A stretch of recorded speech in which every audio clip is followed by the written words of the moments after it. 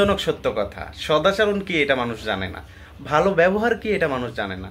যদি জানতো তাহলে রাস্তা পথে ঘাটে অফিস আদালত কোথাও মানুষ এত অপমানিত হতো না। আজকের একটা ঘটনা, রাস্তাতে যাচ্ছিলাম, দেখতেছিলাম দুজন ঝগড়া লেগেছে, হঠাৎ করে একটু গায়ের সঙ্গে গা লেগে গেছে, এত বিশ্রী ভাষায় গালিগালাজ করতেছিল, যা শুনে আমার গা যেন হিম হয়ে গেল। যে মানুষ এত নিচে নামতে পারে শুধুমাত্র একবার গায়ের সঙ্গে লাগার কারণে, এত খারাপ খারাপ ভাষা ব্যবহার করতে পারে।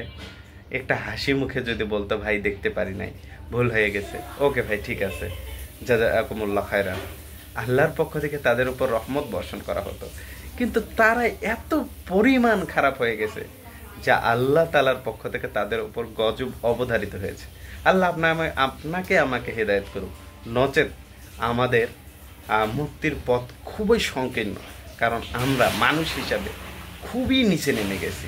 আল্লাহ আমাদেরকে হেদায়েত দান করুক, আমিন।